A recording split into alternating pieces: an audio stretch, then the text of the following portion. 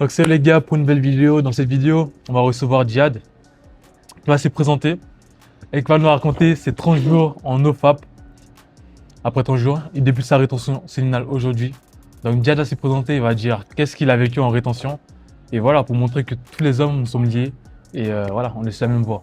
Vas-y Djihad, présente-toi. Bonjour tout le monde et bonjour tout le monde. Franchement, moi, ça a été une expérience, on va dire, très mémorisable, pardon.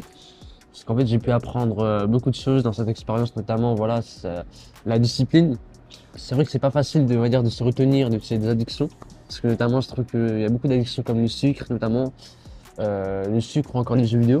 Le NoFap, c'est vraiment quelque chose de formateur et que voilà, tous les hommes sur Terre devraient faire ça.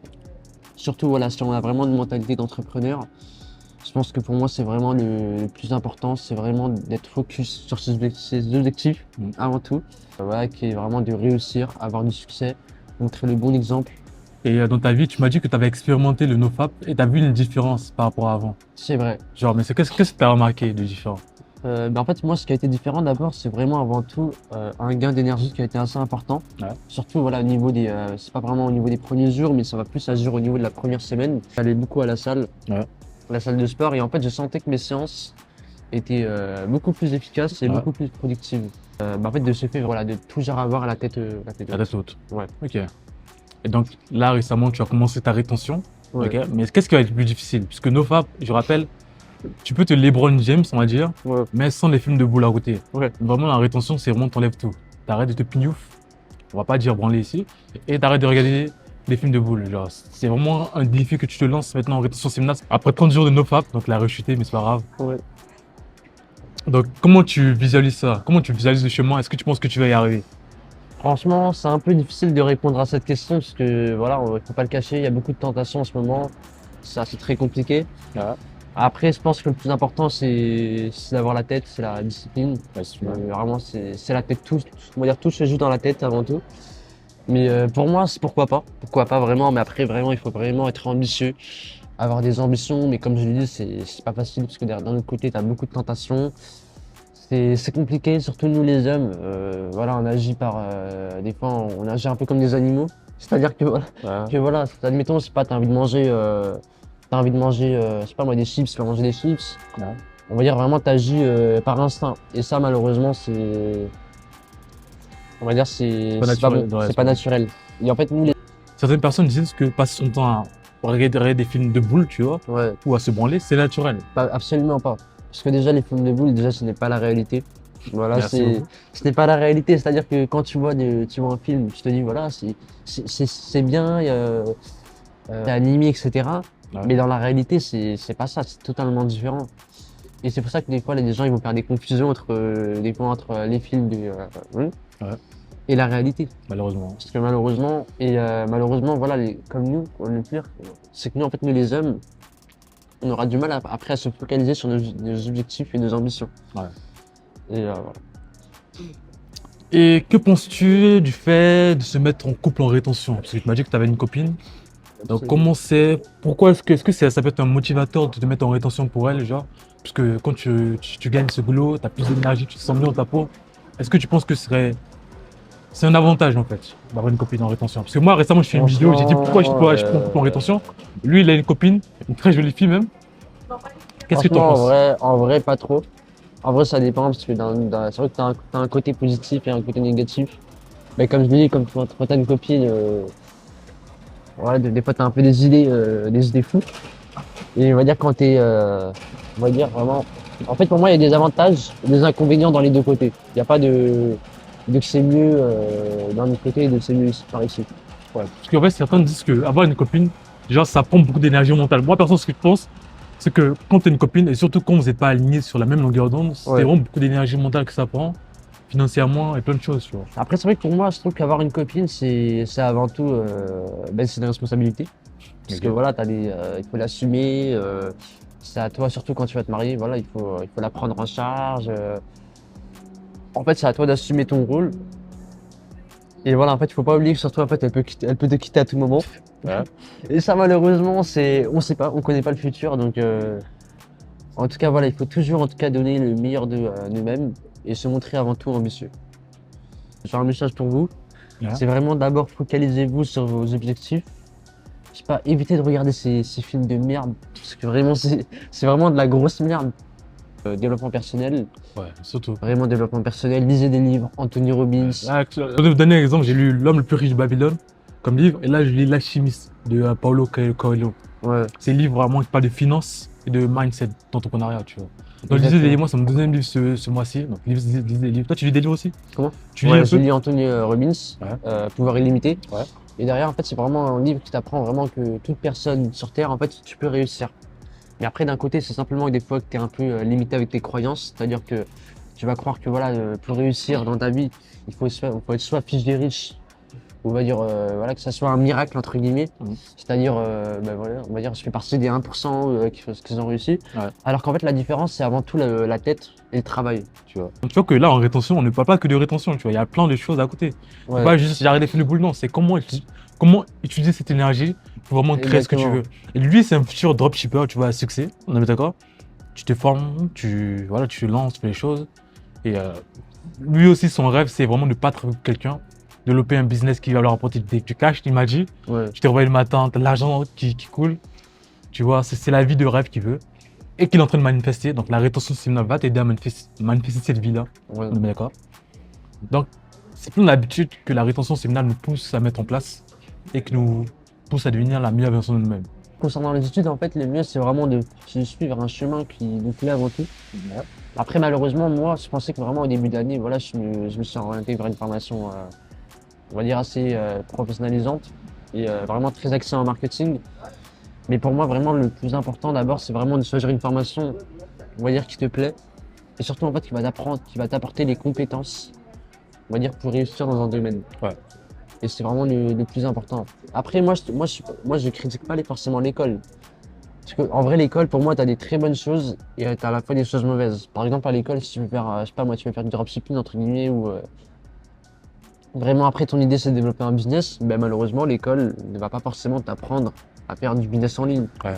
Ou, je sais pas moi, obtenir ta liberté financière. Et en fait, ce sont des choses que tu devras apprendre Tu dois par toi-même. surtout quand tu es jeune, surtout quand tu as l'énergie mentale, Ouais, commencer à investir dedans et commencer à travailler dedans. On est bien d'accord. ouais. Et que penses-tu des gens qui te disent que la jeunesse c'est fait pour aller en boîte, il faut profiter de la vie, qu'on a qu'une seule vie, one life, tu vois, donc il faut profiter. T'en penses quoi toi? Franchement, en vrai, pour moi, ces gens-là, ce sont la plupart des gens. Ouais. Déjà, les gens qui vont en boîte, je comprends pas. On est bien d'accord? Parce que, en vrai, voilà, je me dis, je comprends, voilà, que des fois, tu as envie de faire la fête et tout ça. Mais derrière, en boîte, t'as que du négatif. Donc ça, pour moi, je comprends pas ces gens-là. Après, je dis, chacun fait ce qu'il veut, je juge personne. Ouais. Mais pour moi, d'abord, sa jeunesse, en fait, pour moi, si tu sais utiliser correctement ta jeunesse, Ouais. c'est là où, on va dire, tu peux, on va dire, dans le futur, on va dire, obtenir une réussite. On va dire, obtenir vraiment une réussite. Et te dire, voilà, je vais pouvoir monter en grade. Mais pour moi, en fait, sa jeunesse, les gens, on va dire, qui se plaignent, qui passent leur temps à se plaindre, voilà, je parle des personnes qui sont 25 ans, 18 ans, etc. Ouais. Ou même les personnes qui sont 40 ans, pour moi, ce sont les personnes qui ont mal utilisé leur jeunesse. Parce que pour moi, quand tu es jeune, je suis d'accord qu'il y a voilà, du temps pour profiter, du temps pour sortir, du temps pour travailler. Mais en fait, il y a un temps pour tout. Mais les personnes qui réussissent, d'abord, ce sont vraiment les personnes qui savent utiliser leur temps. Surtout. Des Parce que le façons, temps, c'est une ressource exactement. limitée, tu vois. Une ressource C'est- limitée. Mm. C'est vrai que tu sais, 100 ans, c'est vraiment un game changer. Et en fait, moi, je me dis, il faut surtout profiter. Parce que voilà, on a 18 ans, on est jeune. Ok, on va se dire, oui, on est tout jeune, on n'a pas de diplôme, etc. Ok, c'est très bien, mais pour moi, c'est le moment idéal pour se former, pour apprendre, pour développer des compétences. Et dans etc. excuse-moi, et dans quel domaine tu penses que c'est. Quand tu es jeune, dans quel domaine il faut mettre son attention le plus? Toi, tu penses? Où mettre son attention? Franchement, moi, je dirais vraiment avant tout la liberté financière. Ouais. Je Commencer dirais dès que le plus maintenant. à important, investir. c'est vraiment Tu m'as dit d'investir. que tu investis en bourse. Exactement, en Ok. bourse. Moi, j'investis sur un PEA, du Ok. coup, un plan d'épargne en action. Et du coup, en fait, c'est vraiment, on va dire, c'est comme un compte titre, l'équivalent d'un compte titre, mais derrière, en fait, tu as un avantage fiscal qui te permet de bénéficier d'exonération d'impôts au bout de 5 ans. C'est-à-dire que au bout de 5 ans de détention, tu ne payes plus d'impôts.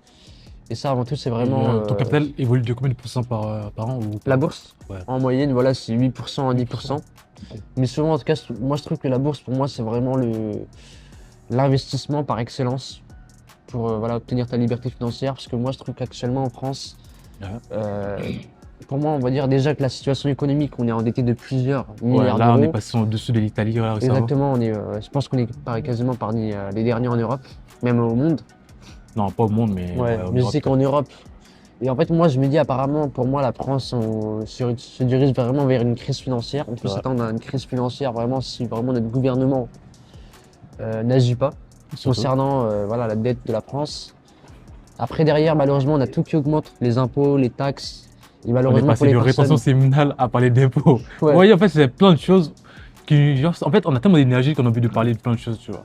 Et c'est ça. Et en fait, je veux dire que malheureusement, derrière, pour moi, je trouve que surtout quand on est vraiment taxé, Ouais. et on va dire on paye beaucoup d'impôts et des taxes, je trouve que surtout pour les entrepreneurs et les investisseurs, c'est vraiment un point négatif. Ouais. Parce qu'en fait, ça va leur empêcher voilà, de profiter déjà pleinement de leurs gains. Ouais, c'est pour ça qu'il y a plein d'entrepreneurs, dès qu'ils commencent à vraiment brasser, ils se barrent de la France parce que les impôts, c'est Exactement. pas possible de vivre. Tu Exactement. vois.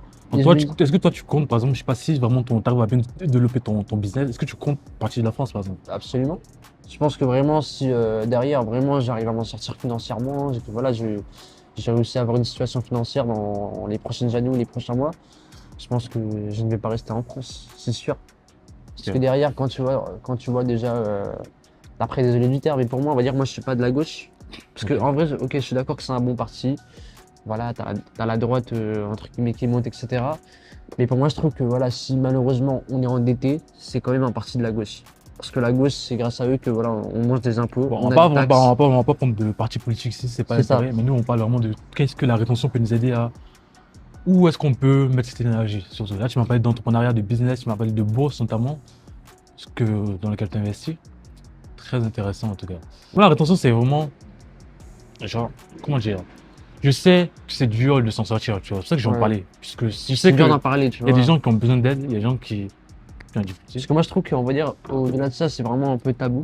Ouais, la rétention. Surtout, voilà, c'est vrai que même dans une société, voilà, c'est tabou. Donc, après, moi, ce sont des sujets, des fois, je préfère pas prendre parti.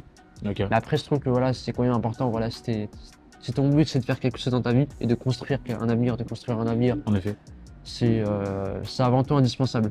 Tout Ouais. comme les addictions, comme le sucre, il faut aller à la salle de sport parce que voilà, avant tout, tu vas Toi, te changer un mental. tu vas combien de fois par semaine à la salle? Avant, j'allais en moyenne 4-5 fois par semaine, Ouais, là, voire 6 fois, même 6 fois par semaine. Mais maintenant, c'est vrai que c'est un peu compliqué. à cause des études Et maintenant. j'y vais, on va dire, une à 2 fois par semaine. Ok, mais là, faut reprendre le rythme hein, parce que là. C'est ça, parce que même là, actuellement, je sens que là, je suis un peu fatigué, j'ai moins d'énergie. Et ça devient un peu compliqué. Pour conclure la vidéo, t'es prêt à aller de l'avant, on est d'accord? Ouais, exactement. T'es prêt à aller de l'avant.